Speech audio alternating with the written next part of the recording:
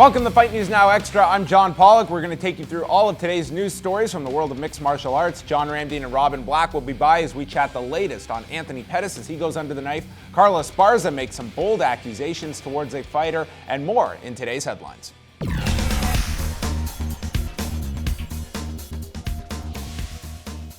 Anthony Pettis has undergone surgery for his right elbow on Tuesday, and it was deemed a success by his manager, Mike Roberts, who spoke to MMAfighting.com. Pettis had a torn muscle and ligaments in his elbow and forced him to withdraw from his July 25th bout with Miles Jury coming up in Chicago. Pettis dropped the lightweight title this past March to Rafael dos Anjos in Dallas, where he fractured his orbital bone early in the fight. Former UFC strawweight champion Carla Esparza was a guest on the MMA Hour with Ariel Helwani this past week and made some big accusations towards World Series of Fighting strawweight champion Jessica Aguilar.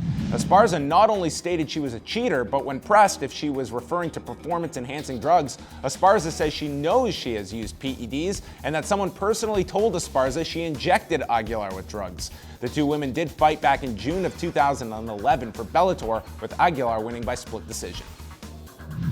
And we'll stay with the World Series of Fighting as they have announced that Marlon Vera will defend his bantamweight title against Shaman Moraes, who is not related to the champion, in the co-main event of the WSOF 22 event on Saturday, August the 1st. SureDog.com was the first to report the fight, and the card is going to go head-to-head that night with the UFC 190 event from Brazil, featuring Ronda Rousey and Bethe Correia in the main event.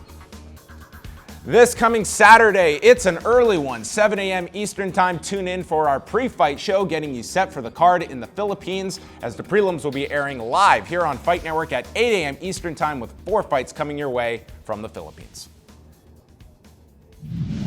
I'm here with John Ramdine and Robin Black. Off the top, Anthony Pettis has undergone surgery on his right elbow. He's going to be out a number of months at this point in time. A really bad stretch for this guy, breaking his orbital bone early in the fight against Rafael dos Anjos, and then getting back into the rhythm of things, getting ready for Miles Jury, and then his elbow gets destroyed. It's a really bad year thus far for Anthony Pettis, and it's going to be quite a while before we see him in the cage again. I think we talked about this in the past. Because of the UFC's obligations to all their broadcast partners, that means they have to have shows, and the only way they're going to have shows is to have fighters on those shows. So right now it's a very, very good time if you are a professional mixed martial artist fighting at the highest level, because there's more money now than there seems to ever have been.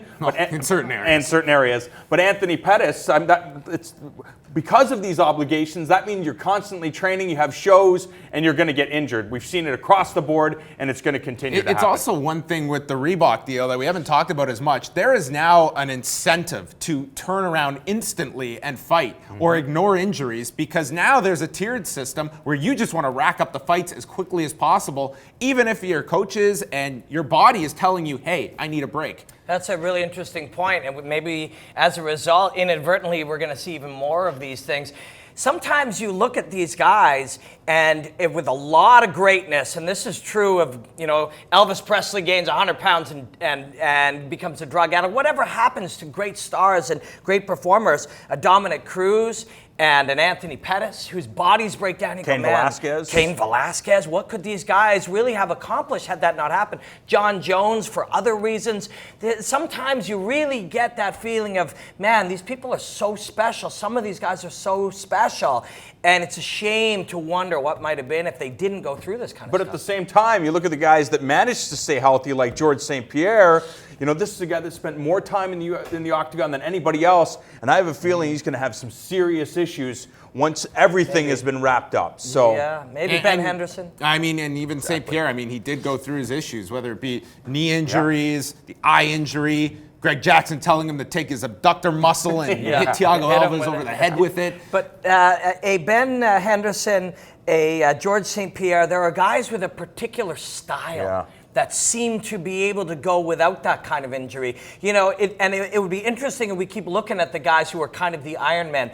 Do they have that dominant, running back style takedown, centered in the guard, roughing you up and playing safe from the outside? Is there similarities in their style? Because if there is, that's similarities in how they fight and how they train. That'll be interesting. We like to get deep into some nerdy stuff, and that might be something nerdy to get into. Yeah, it seems it's an interesting crossroads when it comes down to, the state of MMA gyms, how they're operating, how often they're sparring. I'm curious how many times you were sparring, in a week or so.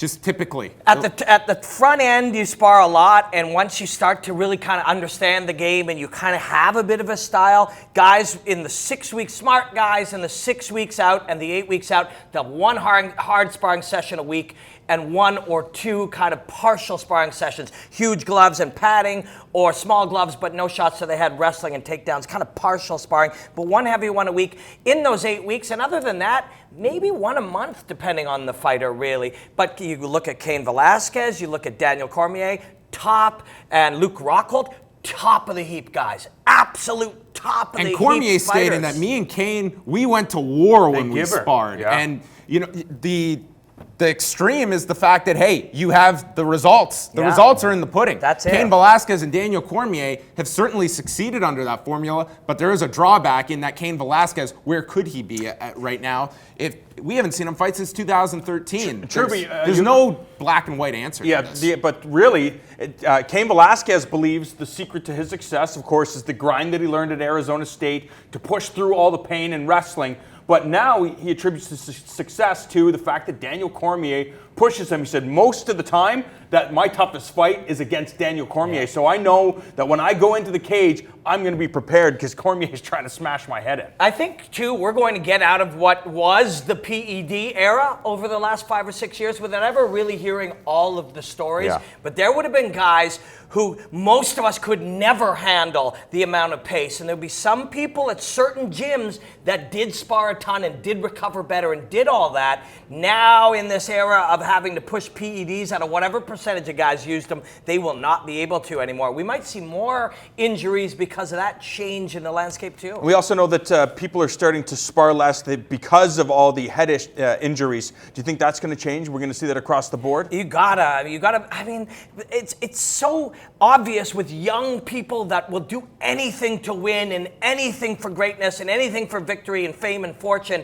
It's hard to make them think about that there will be a 40 years old, a 45 years old, a 50 years old, but that's what coaches need to teach. It goes back to like the Mark Hunt situation on the weekend, that a lot of fighters have come out and they completely understand and said, hey, in that situation, I want the fight to continue. When rational thought from outside people, it's different. And I think it very much lends itself to the gym issue as well.